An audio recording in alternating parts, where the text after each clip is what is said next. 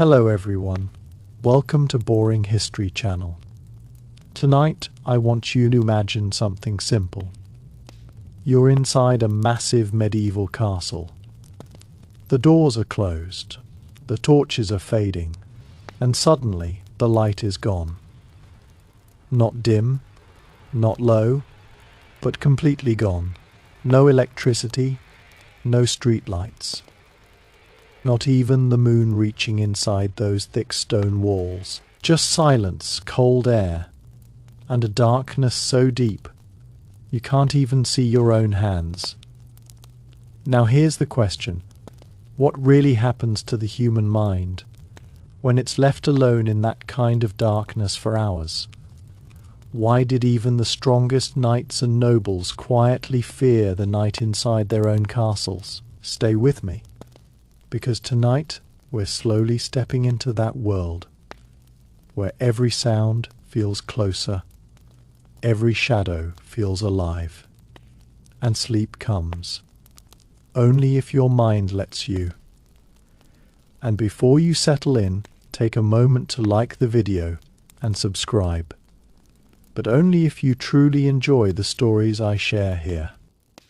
The moment the sun dipped below the horizon in medieval times, castles, those grand symbols of power and protection, transformed into places of deep, unsettling darkness that modern minds would struggle to endure even for a single night. Unlike today's world, where a simple switch floods a room with light, medieval castles depended on rudimentary and often unreliable sources of illumination, such as candles, oil lamps, and torches, all of which were expensive, inefficient, and limited in reach. Most castles were built with defense as the top priority, not comfort, meaning their walls were thick stone, their windows were small slits designed to keep arrows out rather than let light in, and their corridors were narrow and winding, intentionally confusing to invaders, but equally disorienting for those living inside. When night fell, darkness didn't gently settle. It consumed everything.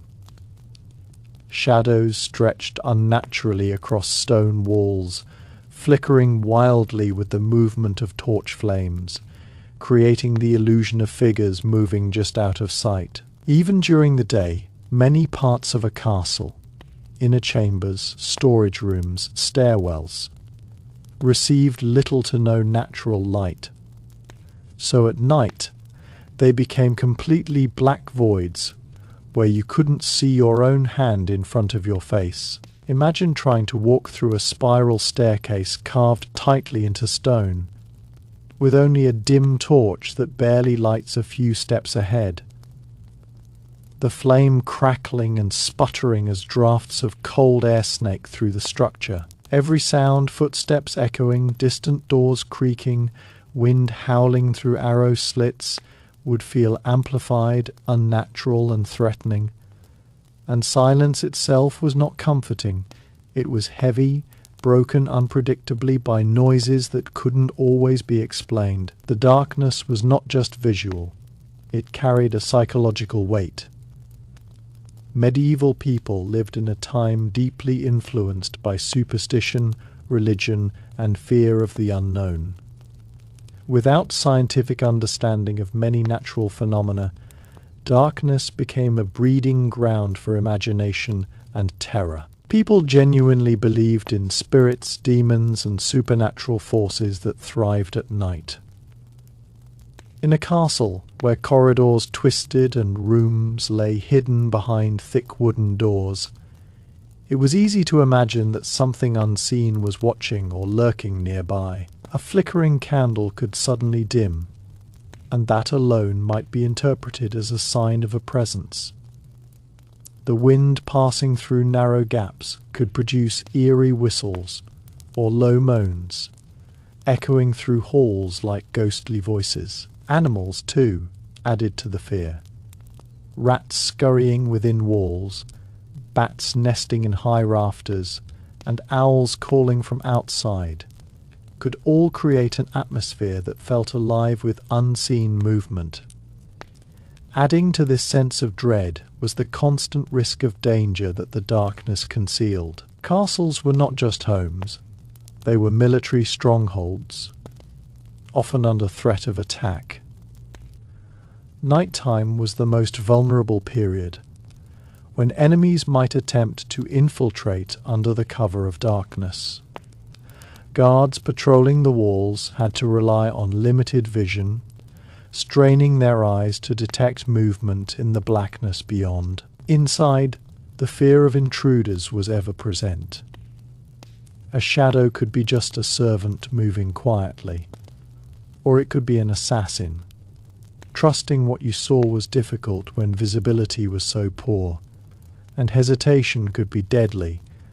Even within the castle, accidents were common. Without proper lighting, people could easily trip on uneven stone floors, fall down staircases, or collide with unseen obstacles. Carrying a flame was necessary, but also dangerous. Fires were a constant threat, as a single overturned candle or torch could ignite wooden structures, tapestries, or bedding, potentially leading to catastrophic consequences. The architecture itself amplified the darkness. Large halls might have a central hearth or a few torches mounted on walls, but their light barely reached the high ceilings, leaving the upper spaces swallowed in shadow. Private chambers, especially those of lower-ranking inhabitants, often had minimal lighting to conserve resources. Wealthier individuals could afford more candles, but even then, the light was dim and short-lived, requiring constant replacement. Once a candle burned out, it left behind instant darkness. There was no gradual dimming like modern lights, just an abrupt plunge into blackness. In towers, where rooms were stacked vertically and connected by tight staircases, darkness could isolate people completely. If you were alone in such a space at night, every creak of the structure, caused by shifting stone or wind pressure, could feel like a deliberate movement. Hygiene and living conditions made the darkness even more oppressive. Castles often had poor ventilation and sanitation, leading to lingering smells that became more noticeable at night when visual distractions disappeared. Chamber pots were used instead of modern plumbing, and their contents might be emptied out of windows, adding to the unpleasant environment. In the dark, navigating around such hazards was difficult and often disgusting. The air could feel thick, damp, and cold, especially in stone rooms that retained chill long after sunset. Without proper bedding or insulation, nights were not only dark but physically uncomfortable, forcing people to lie awake, aware of every sound and sensation around them. Then there was the human element. The stories, the whispers, the shared fears. Castles were full of history, and often that history included violence, betrayal, and death. Tales of haunted rooms, cursed towers, and restless spirits circulated among inhabitants. Servants might refuse to enter certain areas after dark, claiming they had seen or heard something unnatural. Even if these stories were exaggerated or false, they shaped how people experienced the darkness. A person walking alone at night would not just see shadows. They would remember the story of the knight who was murdered in that very corridor, or the prisoner who died screaming in the dungeon below. The mind fills gaps in perception, and in a place where visibility is so limited, those gaps become vast and terrifying. Sleep itself was different in such an environment. Without artificial lighting to extend the day, people often went to bed earlier, but that didn't guarantee rest. Nights were long, and waking up in total darkness could be deeply disorienting. If a candle had burned out, relighting it required effort and sometimes assistance, leaving people temporarily blind in their own surroundings. Any disturbance, a sudden noise, a distant shout, or even a change in the wind, could wake multiple inhabitants, creating a ripple of anxiety through the castle. Communication in the dark was difficult, and identifying who was nearby wasn't always possible without light, adding to the sense of vulnerability. In essence, medieval castles at night were not just physically dark. They were environments where darkness intertwined with fear, uncertainty, and constant risk.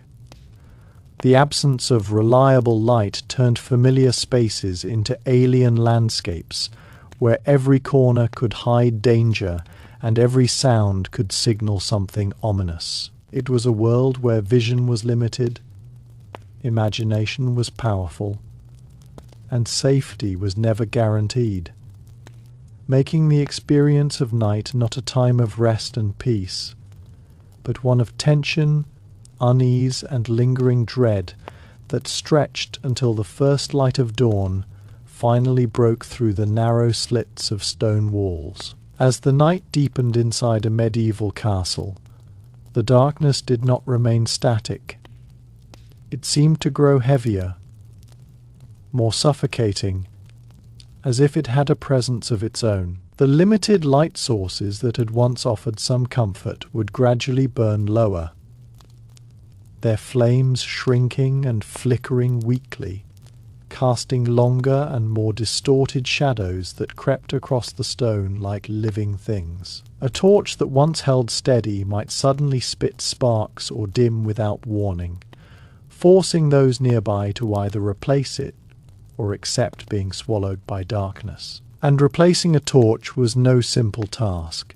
It required resources, time, and often movement through already darkened corridors, turning even a small errand into something tense and uncertain. The idea of being the one tasked to walk through those silent passageways, holding a fading flame, knowing that beyond its glow was nothing but pitch, black emptiness, was enough to make even the bravest hesitate. Temperature added another layer to the experience. Castles built of thick stone absorbed the cold as night fell, and without sunlight the interiors could become chillingly damp. The darkness seemed to carry that cold with it, making every surface feel unwelcoming. Floors were icy beneath bare feet, walls radiated a clammy chill, and even the air felt heavier to breathe. In such conditions, people often huddled close to whatever small sources of warmth and light they had, reluctant to venture away. This created pockets of dimly lit life surrounded by vast stretches of darkness, making the unlit areas feel even more ominous by contrast. Stepping away from the warmth of a fire into the surrounding blackness was like crossing an invisible boundary, from relative safety into the unknown. The design of castle interiors only intensified this feeling. Many corridors were not straight, but angled or curved, breaking the line of sight and preventing anyone from seeing what lay ahead. Doors were thick and often reinforced, and when closed, they blocked not just sound but any trace of light. This meant that even if a nearby room was lit, the corridor outside could remain completely dark. Opening a door might suddenly spill light into the hallway, creating a sharp contrast that could momentarily blind or disorient someone. Closing it again would plunge everything back into darkness, as if the light had never existed at all. This constant shift between faint illumination and total blackness kept the senses on edge. Beyond all the physical and psychological elements, what made medieval castle nights especially terrifying was how completely they stripped away any sense of control. In daylight, even a harsh and uncomfortable castle still felt understandable. Rooms had shape, corridors had direction, and people could orient themselves within the structure. But at night, that sense of order collapsed. Darkness erased boundaries. Spaces that were familiar in the day became confusing, almost maze-like, as if the castle itself had subtly changed. A turn that seemed obvious in daylight could feel uncertain in the dark, and even those who had lived there for years could find themselves hesitating, second-guessing their steps. The human reliance on vision became painfully obvious in such conditions. Without sight, every other sense tried to compensate, but not always in helpful ways. Hearing became sharper, yet also more deceptive. Sounds carried unpredictably through stone halls. What seemed like footsteps nearby might actually be coming from a distant corridor, echoing strangely off the walls. A faint knock or scrape could feel immediate and close, triggering a surge of alertness. At times, people would stop moving entirely, holding their breath just to listen, trying to determine whether a sound was real, imagined, or something worse. The inability to verify what was heard only deepened the unease. Touch, too, became a guide, but an unreliable one. Running a hand along a cold stone wall might help someone navigate. Yet it also meant confronting textures that felt unsettling in the dark, damp patches, cracks, or the sudden brush of something unexpected like a hanging cloth or a small creature. Floors were uneven, worn down over time, and without light, every step required caution. The simple act of walking became deliberate and slow, turning short distances into tense journeys. Smell often went unnoticed during the day, but became more prominent at night. Without visual distractions, the mind paid more attention to the environment, and castles were not pleasant places in that regard. The scent of smoke from torches and hearths lingered in the air, mixing with the odours of animals, food storage, waste, and damp stone. These smells, intensified in enclosed and poorly ventilated spaces, contributed to a sense of heaviness that made the darkness feel even more oppressive. It was not just that one couldn't see clearly. It was that the entire environment pressed in from all sides, engaging every sense in a way that was difficult to ignore. Isolation was another powerful factor. Even in a populated castle, night created a sense of separation. Once doors were closed and lights dimmed, individuals were often left alone in their own spaces, cut off from others by thick walls and dark corridors. Calling out for someone was not always practical or reassuring, as voices could echo strangely or fail to carry clearly. This meant that if something went wrong, a noise, a fear, a sudden illness, help was not immediately accessible. That awareness alone could make the darkness feel more threatening, as it emphasized vulnerability. There was also a constant awareness of hierarchy and restriction that extended into the night. Not everyone could move freely through a castle after dark.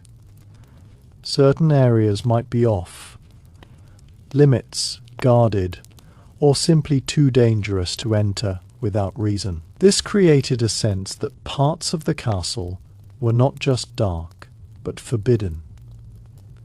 The imagination would naturally gravitate toward these unseen spaces, filling them with possibilities, hidden passages, secret meetings, or unknown dangers. The less people knew about what lay beyond certain doors or down certain corridors, the more those areas became sources of fear. Weather played its part as well. On stormy nights, the experience of being inside a castle could become even more intense.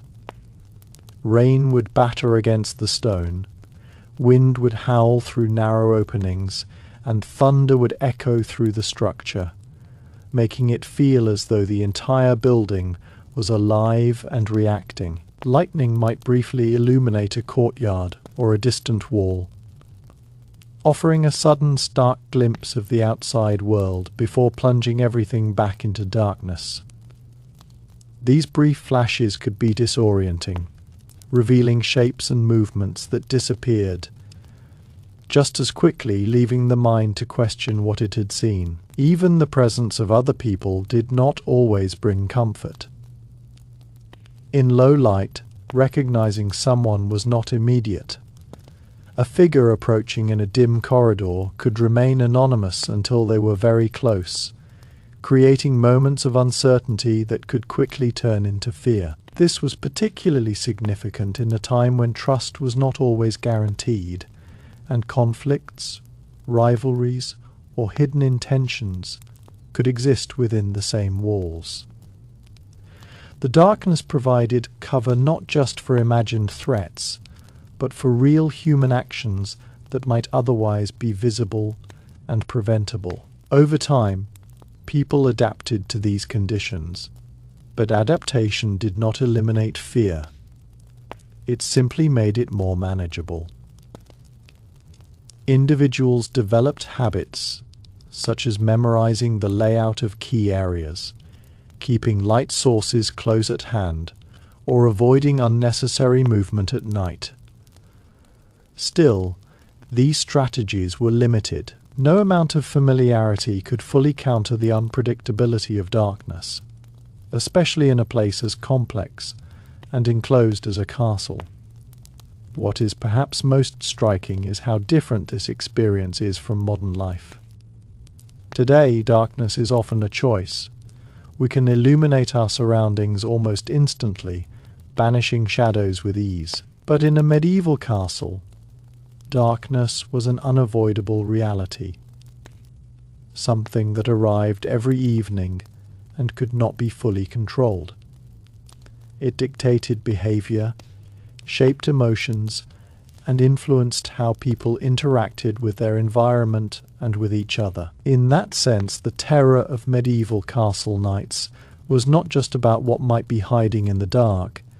It was about the complete surrender to an environment where visibility, certainty, and control were all dramatically reduced. The castle, which stood as a symbol of strength and security by day, became at night a place where those very qualities felt diminished, replaced by an atmosphere of vulnerability and unease. And as each night passed and dawn eventually returned, it did not erase that experience. It only reset it, preparing everyone within those walls to face the same enveloping darkness all over again. Another layer of fear came from how unpredictably light behaved within a medieval castle, making even the smallest flame feel unreliable. Unlike modern lighting, which is steady and consistent, a candle or torch in a stone environment reacted constantly to invisible currents of air. A hallway might seem still, yet a faint draft could cause the flame to bend, flicker violently, or dim for a moment before recovering. That brief dimming, just a second or two, was often enough to trigger unease, because in that instant shapes shifted, shadows jumped, and familiar outlines warped into something unfamiliar. The human brain, already on edge in darkness, would instinctively try to interpret these distortions, sometimes seeing figures or movement where there was none. It wasn't just darkness people feared. It was the instability of the little light they had. There was also the unsettling reality that darkness could hide ongoing activity within the castle itself. Castles were not silent places even at night. Guards changed shifts, servants moved quietly to complete late duties, and some inhabitants remained awake for various reasons. But because of the darkness, these movements were rarely visible from a distance. Instead, they were perceived as isolated sounds, footsteps echoing without a visible source, a door opening somewhere unseen, a faint murmur of voices that quickly disappeared. This created a fragmented awareness of others, where you knew people were around, but you couldn't always locate or identify them. That gap between knowing and seeing fed a subtle but constant tension. Memory played tricks as well. In darkness, the mind relied heavily on recollection, rather than direct perception. You didn't see where a table or doorway was. You remembered it. But memory is not perfect, and small errors could have unsettling consequences. Reaching out and not finding what you expected, or stepping forward and encountering something sooner or later than anticipated, disrupted that sense of certainty. Each mistake reinforced the idea that the environment could not be fully trusted at night. Over time, this created a cautious, almost hesitant way of moving and thinking, where nothing was taken for granted. There was also the presence of long, unused or rarely visited parts of the castle. Many castles expanded over time, with new sections added while older ones fell out of regular use. These abandoned or less frequented areas were often left unlit and minimally maintained. During the day, they might already feel neglected, but at night, they became completely inaccessible without deliberate effort. The knowledge that such spaces existed, dark, empty, and largely unknown, added to the overall atmosphere. People might pass by a sealed door or a darkened corridor and wonder what lay beyond, their imagination filling in details that were far more vivid than reality. In some cases, the darkness also magnified social fears and personal anxieties. Disputes, suspicions, and unspoken tensions that might seem manageable during the day could feel more intense at night. Without the distractions of activity and light, thoughts became louder.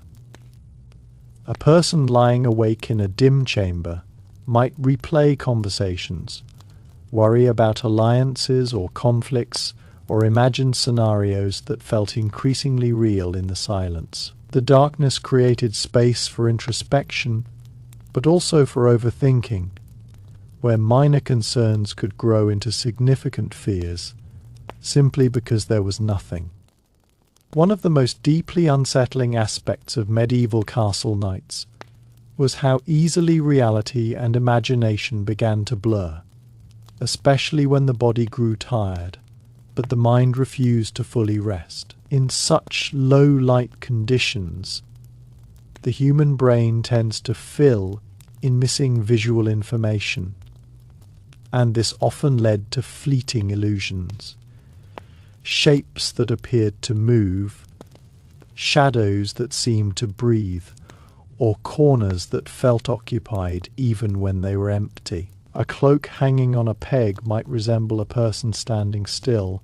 A shifting flame might make it look as though something had just passed by. These weren't deliberate fears. They were automatic responses of a mind trying to make sense of incomplete input. But in the silence and isolation of a castle at night, those small misinterpretations could feel incredibly real. There was also the phenomenon of half-sleep, where people would drift in and out of rest without ever fully relaxing. Medieval sleep patterns were often fragmented, and in the darkness of a cold stone room, it was common to wake up multiple times during the night. Each awakening came with a moment of confusion. Where am I? What time is it? What was that sound? And in total darkness, those questions had no immediate answers. The brain, still partly dreaming, could carry fragments of dreams into waking consciousness, making it difficult to distinguish between what had been imagined and what was actually happening. This created a lingering sense of unease that could persist even after fully waking. The lack of mirrors or reflective surfaces that could be used at night added to the disorientation. People could not easily confirm their own presence visually, which might sound minor, but in a pitch black environment, even the awareness of one's own body became more abstract. Movement felt less grounded. You could hear yourself, feel yourself, but not see yourself, and that disconnect subtly altered perception. It made the environment feel less anchored, as though both the space and the self existed in a kind of suspended uncertainty. In larger castles, distance itself became a source of fear. Some chambers were located far from others, separated by multiple corridors, staircases, and heavy doors. If someone in a distant part of the castle needed help, reaching them in the dark was a daunting task. The journey itself, navigating through layers of shadow, uncertain footing, and unfamiliar sounds, could feel like moving through an entirely different world. Even if the castle was filled with people, these distances created pockets of isolation that felt complete and inescapable at night. Animals within the castle grounds contributed their own unpredictable elements. Horses in stables might shift or stomp. Suddenly dogs could bark without warning, and smaller creatures like mice or insects would move freely in the dark. These sounds were rarely visible in origin, which made them feel random and intrusive. A sudden burst of noise in an otherwise quiet environment could trigger a strong reaction, especially when there was no immediate way to identify the cause. Over time, people learned to expect such disturbances, but that didn't make them any less jarring when they occurred. Another subtle but powerful factor was how darkness affected communication. During the day, much of human interaction relies on visual cues, facial expressions, gestures, eye contact at night. Especially in dim or non-existent lighting, these cues disappeared. Conversations became more reliant on tone and words alone, and misunderstandings were more likely. A neutral statement could be interpreted as tense. A pause could feel longer than it actually was. And the inability to read someone's expression added an extra layer of uncertainty to even simple exchanges. The idea of ownership and territory within the castle also shifted at night. Spaces that belonged clearly to certain individuals or groups during the day felt less defined after dark. A hallway that was frequently used might feel unfamiliar, almost foreign, simply because it looked and felt different in low light. This created a subtle sense that the castle was not entirely under human control at night, that it had its own presence, independent of the people who lived within it. Even the act of listening to one's own thoughts became more intense. Without the distractions of daylight activity, the mind had more room to wander, and not always in comforting directions. Regrets, fears, uncertainties about the future, all of these could feel amplified in the quiet darkness. The environment didn't just allow these thoughts, it seemed to encourage them, providing a backdrop where nothing competed for attention. There was also a kind of anticipation that built as the night progressed. The middle of the night, when everything was at its darkest and quietest, often felt like a peak of tension. After that point, there was a gradual shift, a subtle awareness that dawn would eventually come. But that awareness didn't immediately bring relief. Instead, it created a contrast between what was and what was coming, making the remaining hours feel even more pronounced. People might find themselves waiting for the first hint of light, listening for early morning sounds, watching for any change in the darkness around them. In a way, the fear of medieval castle nights was not just about specific dangers or conditions. It was about the complete transformation of experience that darkness brought. It altered perception, distorted time, heightened emotion, and reduced certainty. It turned a place designed for strength and protection into one that felt fragile and unpredictable. And because this transformation happened every single night, it became a rhythm that people lived with, a cycle of light and darkness that shaped not just their environment, but their inner world as well. When morning finally arrived, it did more than illuminate the castle. It restored a sense of order. The same walls, corridors, and rooms that had felt so intimidating in the dark became understandable again, almost ordinary. But that contrast only emphasized how powerful the darkness had been, and how, for hours at a time, it had the ability to reshape reality into something far more uncertain and far more unsettling than the daylight world could ever reveal. As night stretched deeper into its quietest hours, there came a point when the castle felt almost suspended in time, as if everything inside it had slowed to a near standstill. This was often the most unnerving phase.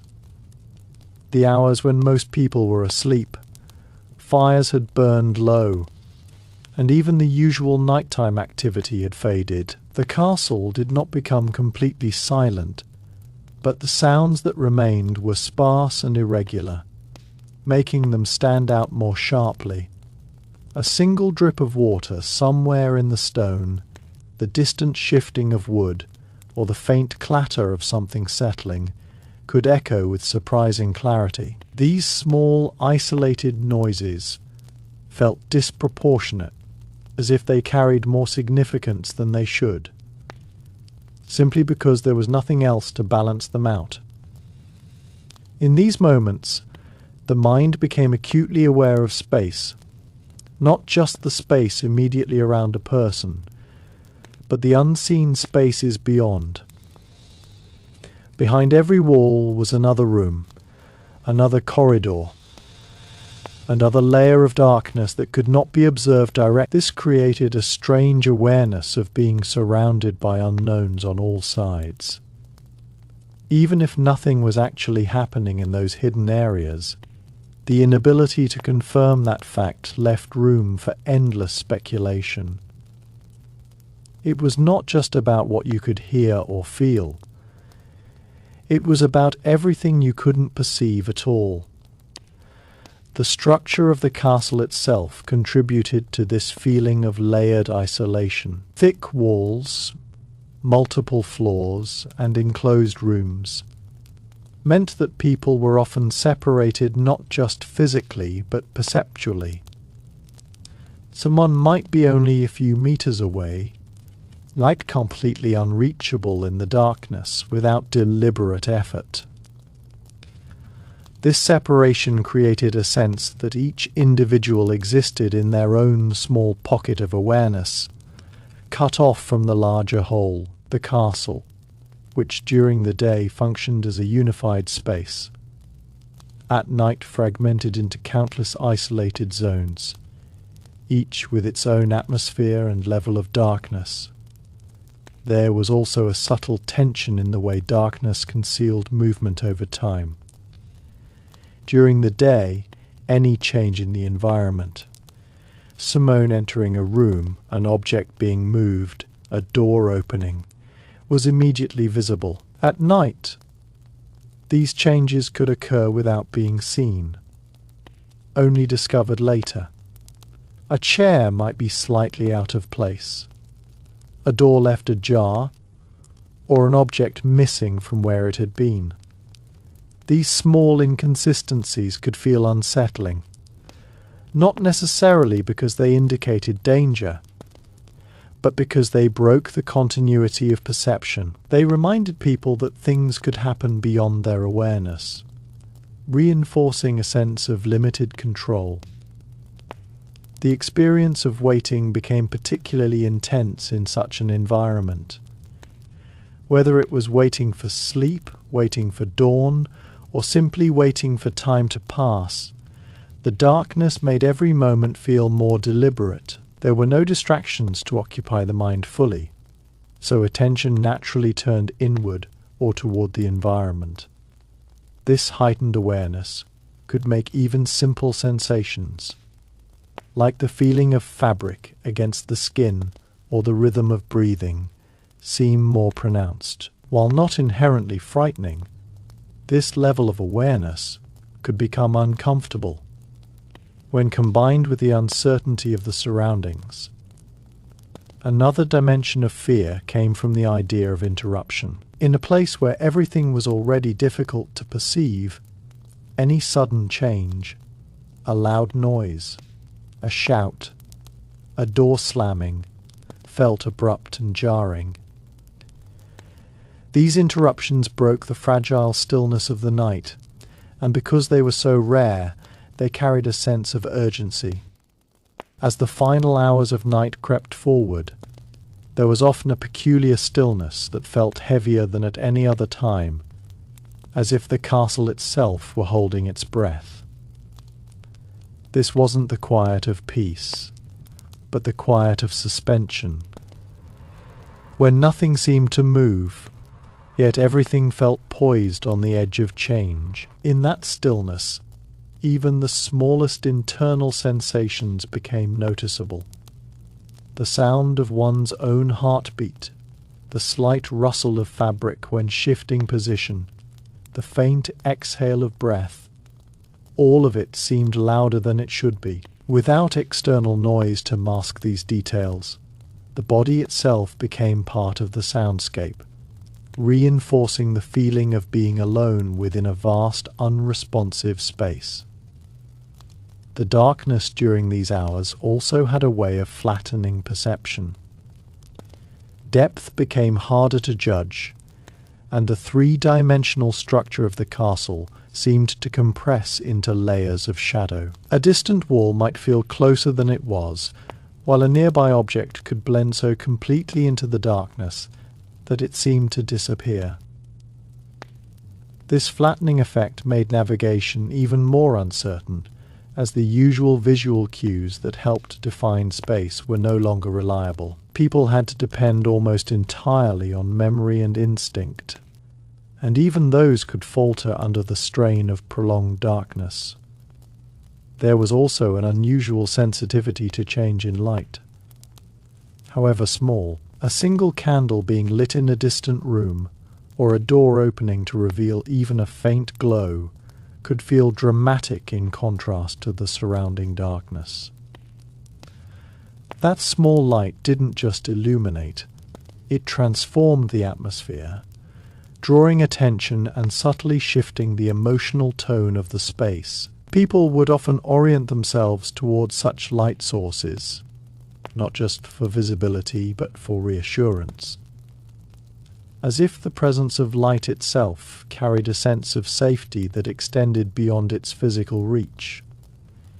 In some cases, the darkness seemed to create a kind of auditory illusion, where silence itself felt like a sound. When everything became quiet enough, the absence of noise took on a presence of its own, almost like a faint hum or pressure in the ears. This made any interruption, no matter how minor, feel sharper and more intrusive. A single footstep, a distant cough, or the creak of a hinge could cut through that silence with startling clarity, instantly drawing attention and breaking whatever fragile sense of calm had been established. Another subtle but powerful aspect was the way anticipation built without resolution. During the day, most events had a clear cause and effect. You saw something happen, and you understood it. At night, especially in darkness, that clarity was often missing. You might hear a sound, but never discover its source or sense movement without confirming it visually.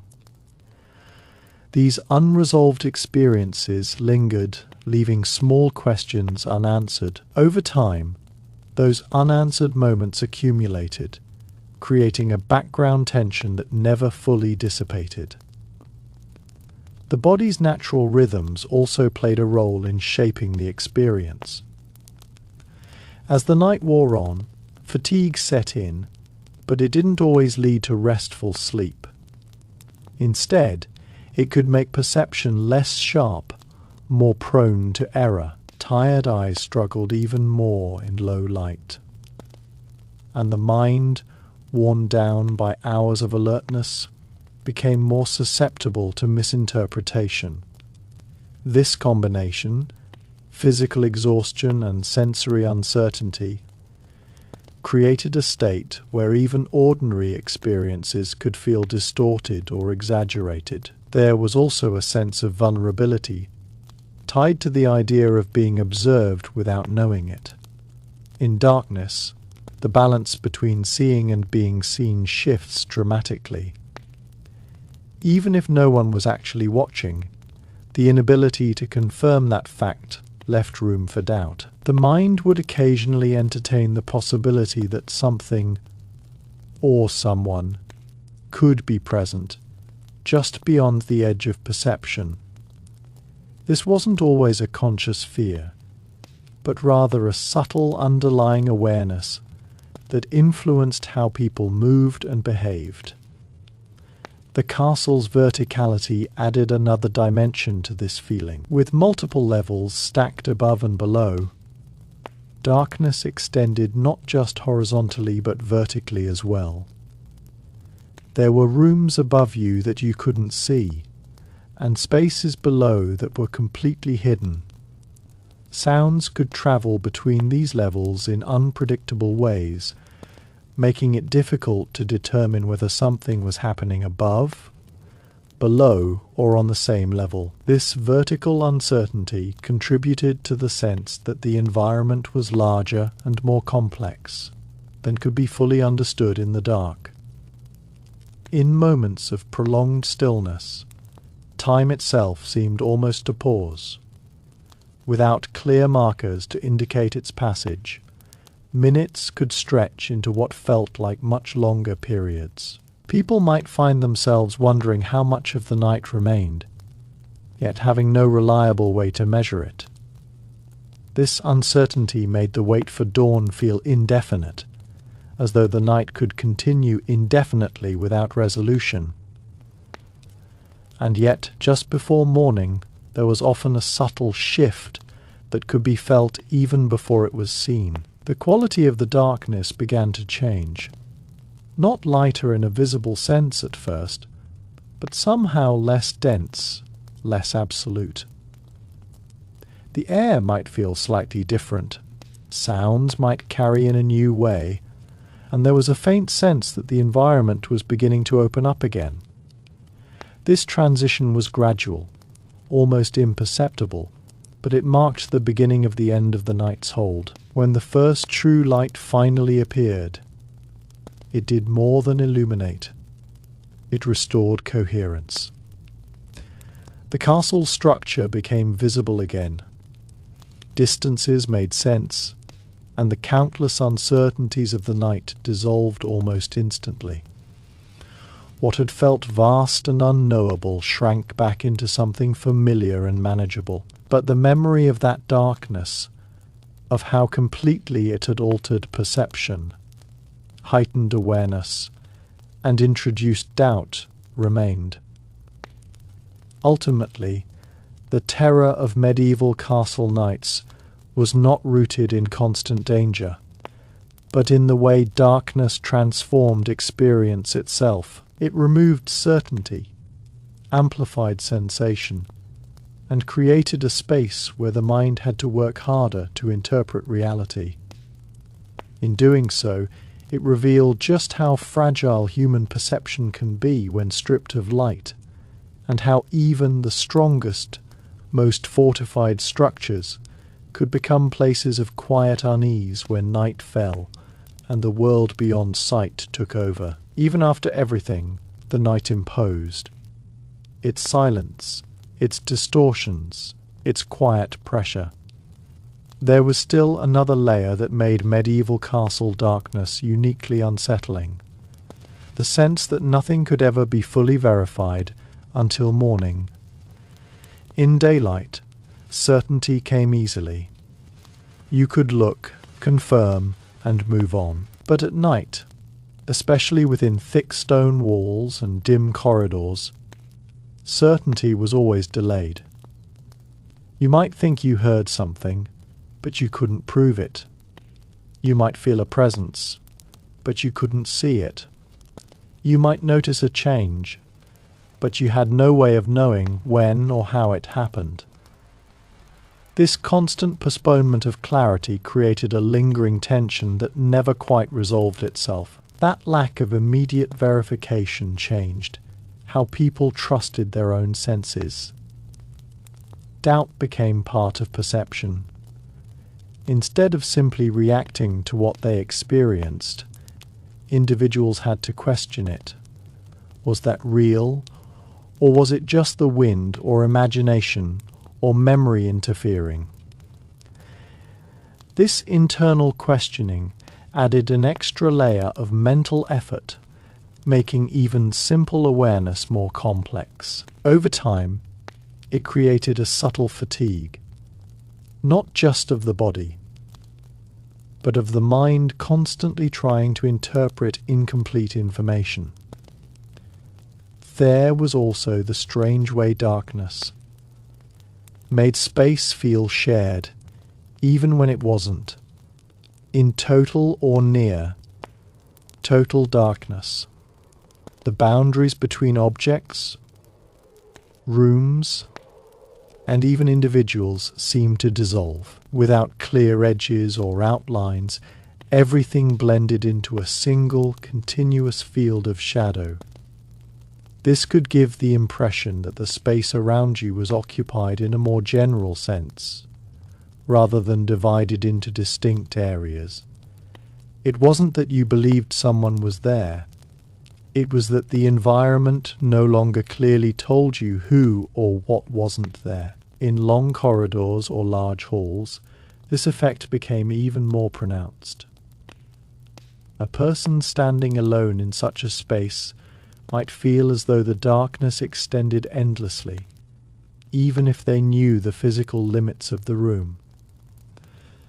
The far end of the hall, invisible in the blackness, could feel infinitely distant, creating a subtle disconnect between knowledge and perception. You knew the walls were there, but without seeing them, they felt uncertain, almost theoretical. The concept of direction also became less stable. In well-lit conditions, orientation is automatic. You know where you are facing, where you came from, and where you are going. In darkness, especially when moving slowly or hesitantly, that sense of direction could blur. A slight turn or misstep could leave someone unsure of their exact position or heading, particularly in complex parts of the castle. This disorientation didn't have to be dramatic to be effective. Even a small uncertainty could make movement feel less confident and more cautious. Another subtle influence was how darkness affected expectations. During the day, people expected to see things clearly, and those expectations were usually met. At night, expectations shifted.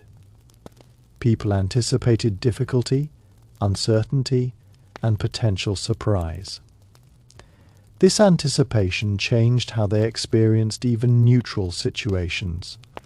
A quiet corridor wasn't just quiet, it was potentially hiding something. An empty room wasn't just empty, it was unconfirmed. This shift in expectation meant that the mind was always slightly ahead of reality, preparing for possibilities that might never occur. There was also a kind of emotional echo that carried through the night. Even beyond all of this, there is one last almost invisible layer to the experience of medieval castle nights. The way darkness slowly reshaped a person's relationship with certainty, until even the idea of knowing something felt temporary. In daylight, knowledge feels stable. You see a door. You know where it is. You see a person. You recognize them. But at night, especially in the near, total darkness of a castle, knowledge becomes conditional. You know something only as long as you can remember it. The night because you can currently see it. And memory, unlike sight, can waver. This created a subtle but constant tension between what was remembered and what was actually present in the moment. You might walk through a corridor relying entirely on memory, counting steps, recalling turns. But there was always a small doubt. What if something has changed? What if something is different tonight? Even if nothing ever did change, the possibility alone was enough to keep the mind from fully relaxing. Certainty became something you carried inside, rather than something confirmed by the world around you. There was also a strange sense of detachment that could emerge in prolonged darkness.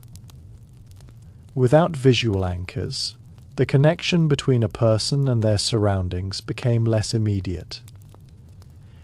You existed in the space, but the space did not fully reveal itself to you. This could create a feeling that was difficult to describe, like being present but not fully grounded, as though part of your awareness was always searching for confirmation that never quite arrived. In these conditions, even simple decisions took on a different weight. Choosing to move, to stay still, to light a candle, or to let it burn out. These were not just practical choices, but responses to uncertainty. Each decision carried a small risk, not necessarily of danger, but of discomfort or disorientation. Over time, this made people more deliberate, more measured in their actions, as if every movement needed to be justified in a way it wouldn't during the day. There was also the quiet influence of repetition. Experiencing the same darkness every night didn't eliminate its effects. It normalized them. People became accustomed to uncertainty, to limited perception, to the constant need for interpretation. But normalization is not the same as comfort. It meant that the unease became a background condition, something always present, but not always consciously noticed.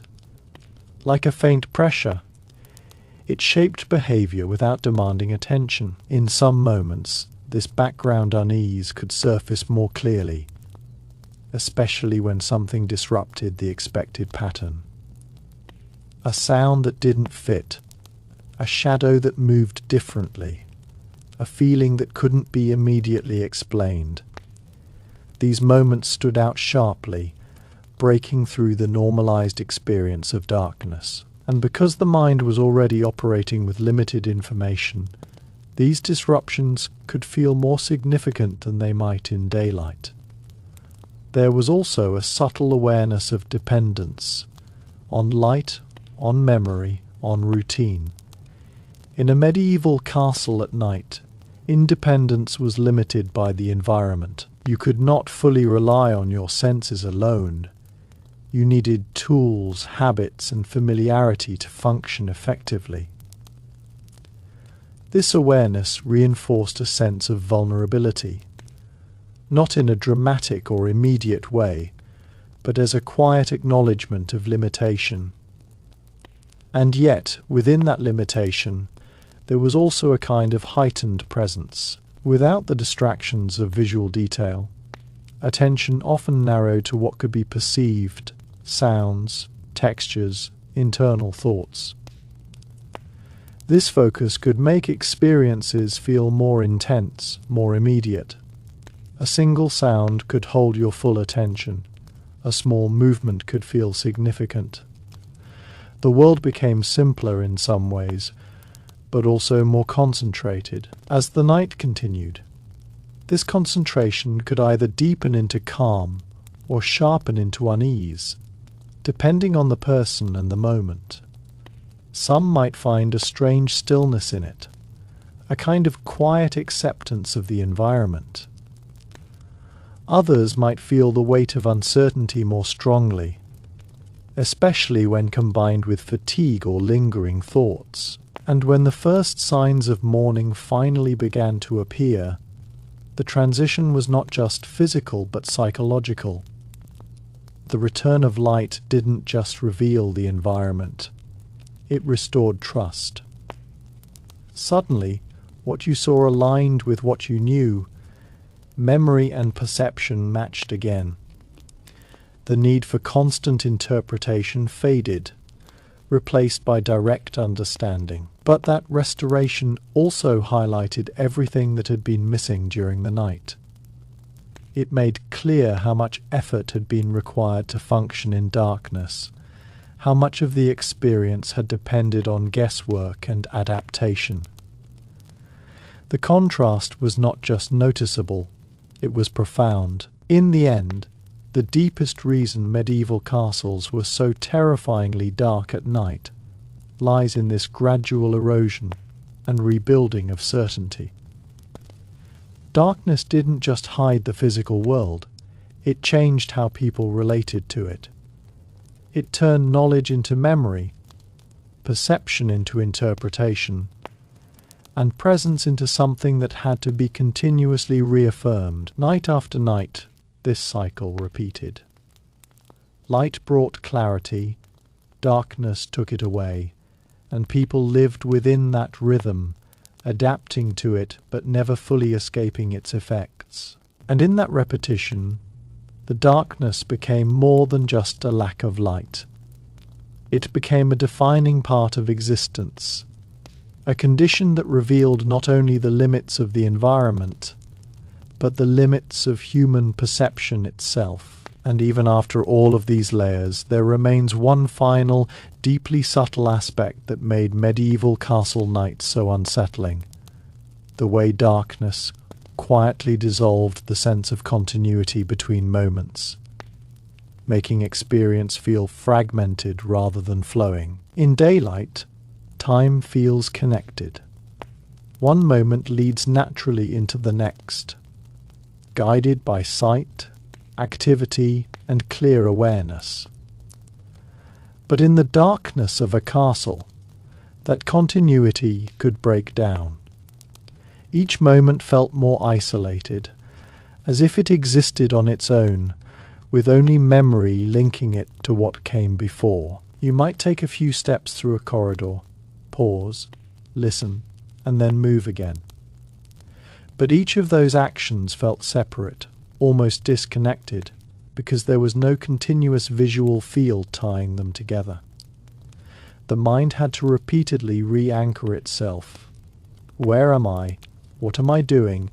What comes next? This constant reorientation, though subtle, created a sense that experience itself was less stable, less fluid. There was also the peculiar sensation of incomplete presence. You were physically there, fully within the castle, yet your awareness of that presence was partial. You could feel the ground beneath you, hear your surroundings, but without sight, your understanding of the space remained unfinished. It was as if you were only experiencing a portion of reality at any given moment, with the rest hidden just beyond reach. That incompleteness wasn't dramatic. It was quiet, persistent, and impossible to fully resolve until morning. This led to a kind of mental looping, where the same thoughts or observations would repeat more frequently. Without new visual input to refresh attention, the mind often circled back to the same points. Listening again for a sound, reconsidering a memory, re-evaluating a shadow. These loops weren't necessarily intense, but they contributed to a feeling that time was not moving forward as clearly as it should. Another layer came from the way darkness reduced feedback from the environment. During the day, actions produce immediate, visible results. You move, and you see the change. You look, and you confirm what's there. At night, that feedback was limited or absent. You might move through a space without fully seeing it change around you, making your actions feel less grounded. This lack of feedback could create a slight disconnect between intention and experience, where actions felt less certain, less complete. There was also a quiet awareness of dependence on others, even when alone in such an environment. The presence of other people, even if distant, carried a certain reassurance. But at night, that presence was often abstract. You knew others were somewhere within the castle, but you couldn't see or easily reach them. This created a paradoxical feeling of being both surrounded and alone at the same time. The darkness also altered the sense of scale, not just physically, but emotionally. Small spaces could feel larger because their boundaries were unseen, while large spaces could feel enclosing because their openness was invisible. This shifting sense of scale made the environment feel less predictable, as if its size and shape could not be fully trusted. Even familiarity itself became something that needed to be actively maintained. It wasn't enough to have known a place during the day. You had to refamiliarize yourself with it at night, through memory and cautious movement. This process of refamiliarization was ongoing, repeated each evening, reinforcing the idea that knowledge of a place was not permanent, but situational. There was also a subtle tension between stillness and expectation. The castle at night could be incredibly still, yet that very stillness made any potential change feel more significant. The absence of activity didn't remove the possibility of it. It highlighted it. This created a quiet readiness, a sense that something could happen at any moment, even if nothing ever did. And perhaps most quietly of all, darkness changed the way people related to the unknown, not as something distant or abstract, but as something immediate and surrounding. In daylight, the unknown exists beyond what you can see, in distant places, behind closed doors. At night, the unknown exists right where you are, in the very space you occupy, because you cannot fully perceive it. This proximity made the unknown feel more present, more integrated into every day. And even after all of this, there is still one final, almost imperceptible dimension to the darkness of medieval castle nights. The way it slowly reshaped a person's sense of self within the environment. In daylight, identity feels stable and anchored. You see your surroundings, you see others, and through that you understand your place in the world. But in the deep darkness of a castle, that anchoring weakens. Without clear visual reference points, your sense of where you are becomes less precise, and with it, your sense of how you exist within that space begins to shift. You are still there, of course, but the experience of being there becomes more internal than external. Instead of being defined by what you see around you, your awareness turns inward, guided by sensation, memory, and thought. This creates a subtle inward pull, where the boundary between the outer world and inner perception becomes less distinct. The castle still surrounds you, but it is no longer fully visible. It becomes something you carry mentally as much as something you physically inhabit. This inward shift could make solitude feel deeper than it actually was. Even if dozens or hundreds of people were within the same structure, the darkness created a kind of experiential isolation, where each person's awareness was largely confined to their immediate surroundings and internal state. You weren't just alone in a physical sense, you were alone in perception, navigating your own version of the night. There was also a quiet instability in how presence was felt over time. In a well-lit environment, presence is continuous. You remain aware of yourself and your surroundings in a steady way. But in darkness, that awareness could fluctuate. Attention might drift, sharpen suddenly, then soften again. Moments of clarity would alternate with moments of uncertainty, creating a rhythm that felt less consistent, less anchored. This fluctuation extended to emotional tone as well. Without clear external input to stabilize mood, feelings could shift more easily. A neutral state could become uneasy without a clear cause, or a moment of calm could feel unexpectedly fragile. The environment didn't dictate emotion directly, but it removed many of the anchors that normally keep emotions steady, allowing subtle changes to become more noticeable. Another deeply subtle effect was how darkness altered the sense of distance from oneself.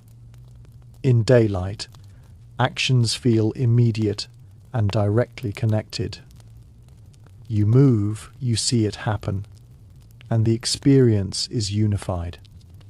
In darkness, that connection can feel slightly delayed or indirect. You act, but the confirmation of that action is limited, creating a small gap between intention and perception.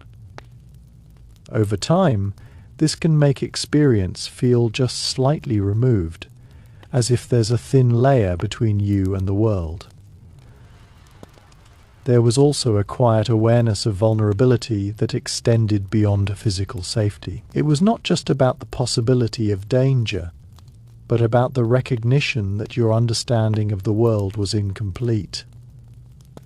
You could not fully see, fully confirm, or fully control your surroundings. This awareness wasn't always conscious, but it was present, shaping how people moved, thought, and felt. In long stretches of stillness, this could lead to a kind of heightened introspection.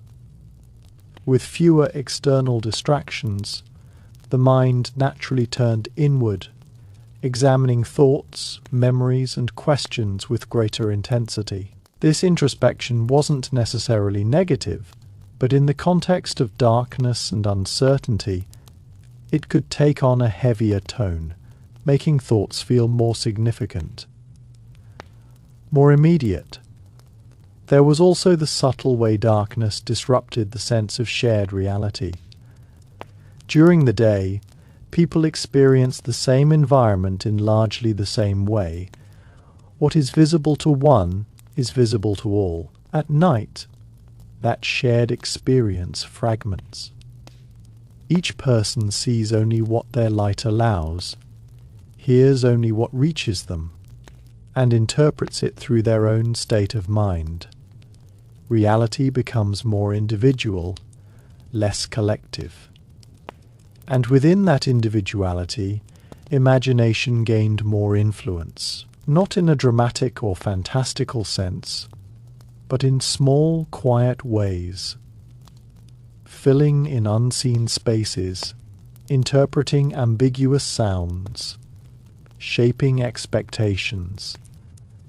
Imagination didn't replace reality, but it intertwined with it, becoming part of how reality was experienced in the absence of clear information. As the night continued, this blend of perception and imagination created a world that felt both real and slightly uncertain, grounded yet incomplete.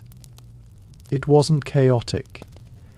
It had its own internal logic, but that logic depended heavily on interpretation rather than direct observation. Then, as dawn approached, something shifted once again. The gradual return of light didn't just restore visibility.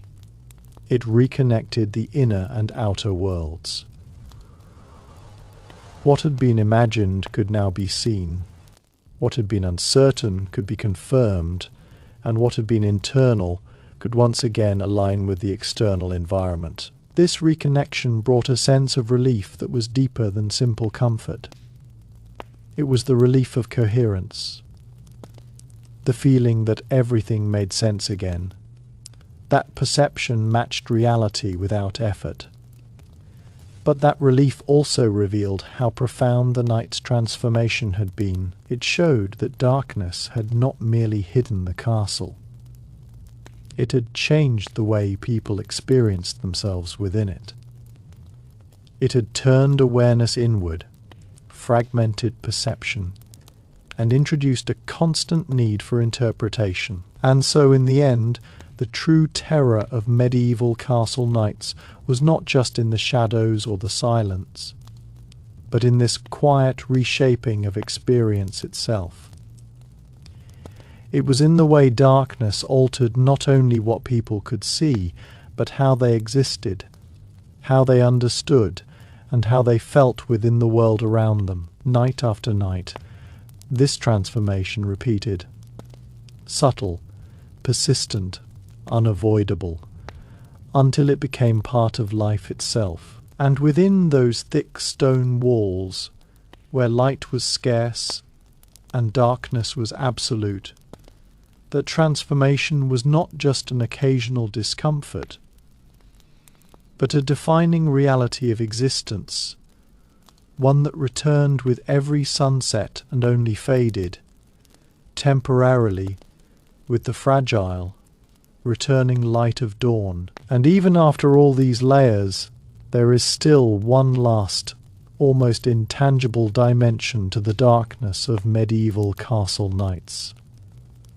The way it subtly disrupted the feeling of continuity between the outer world and inner awareness, making existence feel slightly unanchored. In daylight, there is a constant alignment between what you perceive and what you understand. You look, and the world confirms itself. But in the deep darkness of a castle, that alignment weakens. The world does not confirm itself as readily, and so your awareness must stretch to fill in the gaps.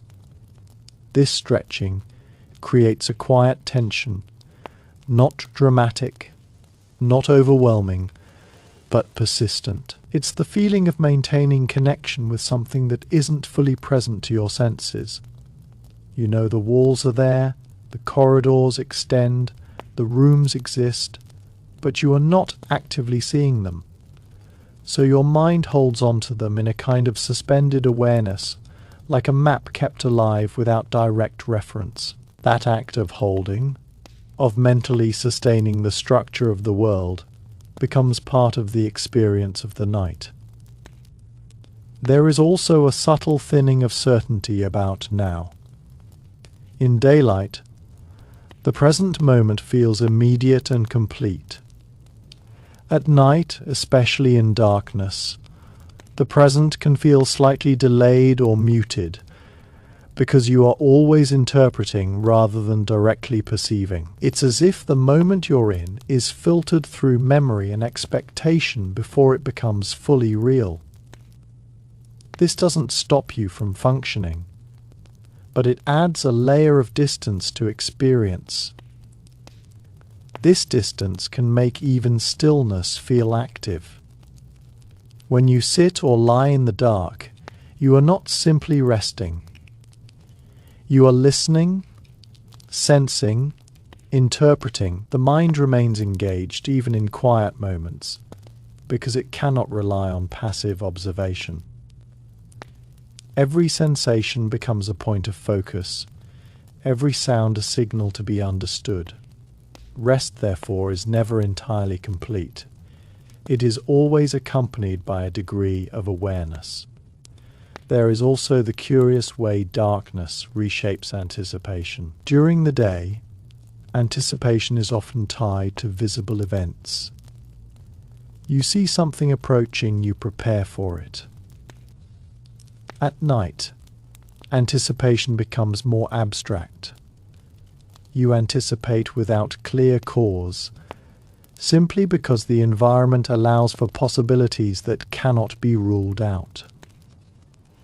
This creates a low, continuous readiness, a state of being prepared without knowing for what. In long corridors or open halls, this anticipation can feel almost spatial, as though it exists within the darkness itself.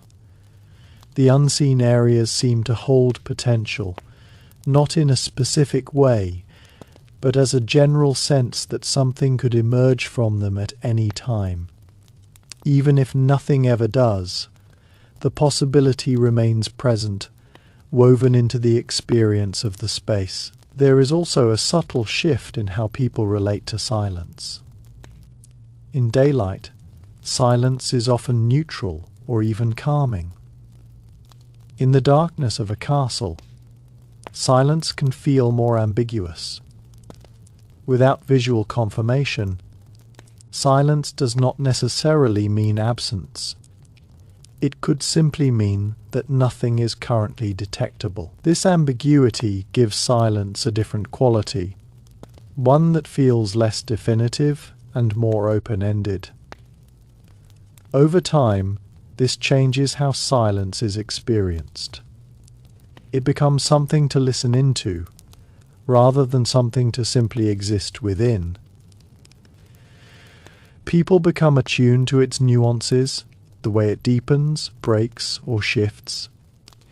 And these changes take on meaning, even if that meaning is uncertain. There is also a subtle awareness of the limits of reach. In darkness, your affective world shrinks to what you can touch, hear, or faintly see. Beyond that, everything exists at a remove outside immediate interaction. And even after all these layers, there is still one final, almost imperceptible truth about medieval castle nights. The way darkness quietly dissolved the feeling of assurance itself, leaving behind a world that could be experienced, but never fully settled into. In daylight, there is an ease to existence. You move, you see, you understand, and that understanding holds steady. But in the deep, unbroken darkness of a castle, that steadiness slips away. Not dramatically, not suddenly, but gradually, like something loosening its grip. You could still function, still navigate, still think clearly, but beneath all of that, there was a faint instability, a sense that nothing was entirely confirmed in the present moment. Every perception carried a small degree of uncertainty, and that uncertainty never fully disappeared. It didn't stop action. It accompanied it. This created a subtle shift in how reality was trusted. During the day, trust in the environment is automatic. You rarely question what you see. At night, that trust becomes conditional. You rely on your senses, but you also remain aware that they are limited. That awareness becomes part of perception itself, so that every experience contains both recognition and doubt at the same time. There was also a quiet thinning of immediacy. In light, the world feels directly present. You are immersed in it. In darkness, the world feels slightly removed, as though it exists just beyond full reach. You interact with it, but you do not fully grasp it in the same way. This creates a kind of distance, not physical, but experiential, where everything feels just a fraction less solid, less immediate. In long stretches of stillness, this distance could deepen into a kind of suspended awareness. You are present, alert, conscious, but the environment does not fully respond to your presence. It does not reveal itself, does not confirm itself. It simply exists around you, partially hidden, partially known. This lack of response makes the world feel quieter, but also less anchored. There is also the peculiar way darkness changes the meaning of nothing happening. In daylight, if nothing happens, it feels neutral. In darkness, nothing happening can feel incomplete, as though it might only appear that way because you cannot fully perceive what is there. This turns stillness into something ambiguous, not peaceful, not threatening, but unresolved. Over time, this unresolved quality becomes part of the background of experience. It does not demand attention, but it shapes how everything is felt. Movements become slightly more deliberate, pauses slightly longer, attention slightly more focused. Even rest carries a faint layer of awareness, as if the mind never fully disengages from the need to interpret. There is also a subtle sense of holding oneself together within the environment. In daylight, the world supports your awareness. You see where you are, and that stabilizes your sense of self. In darkness, that support is reduced, so awareness becomes more self-contained. You rely more on your internal sense of position, of orientation, of existence. It's not that you lose yourself, but that you must actively maintain your connection to the world around you. This creates a quiet effort that runs beneath everything else. Not effort in the physical sense, but in the sense of maintaining coherence, keeping your understanding of space, time, and presence aligned without full sensory confirmation. It is subtle, constant, and largely unnoticed, yet it defines the experience of the night. There is also the strange way darkness reshapes expectation of the future, even in small moments. In daylight, the next moment feels predictable. You expect continuity. In darkness, the next moment feels slightly open. Ended not because something will necessarily happen, but because you cannot fully anticipate what you will perceive. This gives time a slightly different texture, less certain, more provisional. As the night deepens, all of these effects overlap and blend, creating an experience that is not defined by fear alone, but by a persistent incompleteness. The world is there, but not fully accessible. You are there, but not fully grounded in what you can perceive. Everything functions, but nothing feels entirely resolved. And then, slowly, almost imperceptibly at first, dawn begins to undo all of this. Light returns, not just as illumination, but as confirmation. The world begins to answer again. Walls appear where you knew they were, Spaces align with memory. Distance becomes measurable, and perception reconnects with reality without effort. This reconnection is immediate and profound. The need to interpret fades, the quiet tension dissolves, and the environment once again feels stable, responsive, complete. It is not just easier to see, it is easier to be. But that contrast reveals the true depth of what the night had done. It shows that darkness had not simply hidden the castle. It had transformed the experience of existence within it. It had introduced uncertainty into every moment, reduced immediacy, and required constant, subtle effort to maintain coherence between self and surroundings. And so, in the end, the deepest reason medieval castles were so terrifyingly dark at night is not just because they lacked light, but because that absence reshaped reality itself. It created a world where nothing could be fully settled, where perception was always partial, and where existence required a quiet, continuous act of understanding. Night after night, this transformation returned, steady, unavoidable, woven into the rhythm of life, until it became an unspoken truth for those who lived within those stone walls, that when the light faded, the world did not disappear, but it became something else entirely, less certain, less immediate, and far more dependent on the fragile, human effort to make sense of it until morning came again. And even beyond all of this, there is still one final, almost indescribable layer to the darkness of medieval castle nights. The way it slowly dissolved the feeling of completeness, leaving behind an experience that was always slightly unfinished, as if something essential was missing but never fully identifiable. In daylight, the world feels whole. Every space, every object, every movement connects seamlessly into a complete picture. But in the deep darkness of a castle, that completeness fragments. You are never experiencing the whole, only parts, glimpses, suggestions.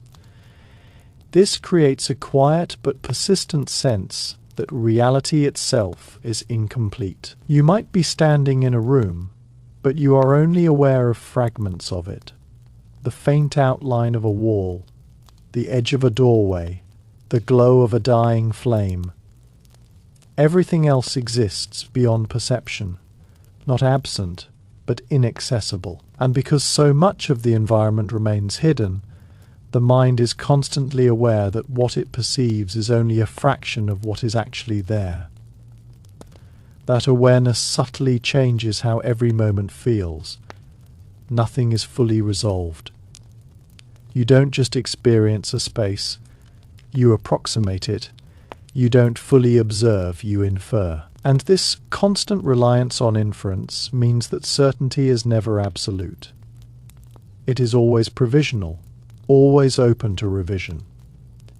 There is also a quiet disruption in how continuity is experienced across space. In daylight, you can visually connect one part of a room to another, one corridor to the next. That connection creates a sense of flow, of uninterrupted structure. In darkness, those connections break. Each visible or perceptible area feels like an isolated fragment, disconnected from the rest. Moving from one place to another is not just physical, it is a transition between pockets of partial awareness. This fragmentation makes even familiar environments feel subtly unfamiliar, not because they have changed, but because they can no longer be perceived as a whole. The castle becomes less like a single structure and more like a series of separate, loosely connected experiences. There is also a peculiar way in which darkness alters the sense of arrival. In daylight, when you reach a destination, a room, a doorway, a staircase. You know you have arrived because you can see it clearly. In darkness, arrival is less definitive. You may feel that you've reached the right place, but without full visual confirmation, that feeling remains slightly uncertain, even being there does not carry the same sense of completion.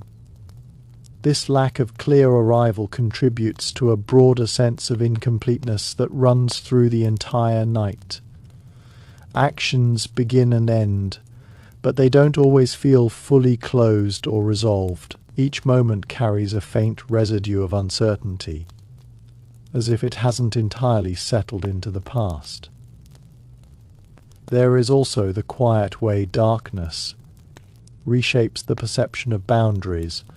Walls, doors, and objects still exist, but without clear visibility, their edges soften. Boundaries become less distinct, more conceptual than concrete. You know where something should be, but you don't always perceive it directly. This creates a subtle ambiguity in how space is experienced, less defined, more fluid. In such an environment, the mind becomes a kind of bridge between what is known and what is perceived. It continuously fills gaps, reconstructs spaces, and maintains coherence. But this process is never perfect. It is influenced by memory, expectation, and emotion, which means that the experienced world can shift slightly from moment to moment. There is also a quiet awareness of effort in maintaining this coherence. It is not a conscious effort, but it is present. A background process that keeps perception and understanding aligned as much as possible. Over time, this effort contributes to a sense of fatigue that is not purely physical, but cognitive, arising from the need to constantly interpret incomplete information. And even beyond this persistent sense of incompleteness, there was one final, deeply quiet transformation that darkness imposed on medieval castle life. The way it altered the feeling of certainty over existence from moment to moment, making even the simplest experience feel slightly provisional, as though it had not yet fully settled into reality. In daylight, existence feels continuous and self-evident. You are where you are, things are where they appear to be, and each moment carries forward with a natural sense of confirmation. But in the depth of castle darkness, that confirmation weakens, not because anything disappears, but because nothing is fully verified as you experience it. Each moment exists, but it feels as though it needs to be constantly reaffirmed through attention, memory, and interpretation. This creates a subtle but constant sense of checking. You are not consciously verifying everything, but your awareness carries a quiet need to ensure that what you think is happening aligns with what little you can perceive. That process is never fully complete. It continues in the background, shaping how the night is experienced. There is also a peculiar thinning of permanence. During the day, objects and spaces feel stable. They remain where they are, visibly unchanged. At night, permanence becomes something you assume rather than observe. A chair is where you remember it being. A doorway is where you expect it to be. But without seeing them, their presence feels slightly less solid. Not absent, not uncertain in a dramatic sense, but less anchored in perception. This shift subtly affects how the environment is trusted. You move through it with knowledge, but also with a faint awareness that your knowledge is not being constantly reinforced by sight.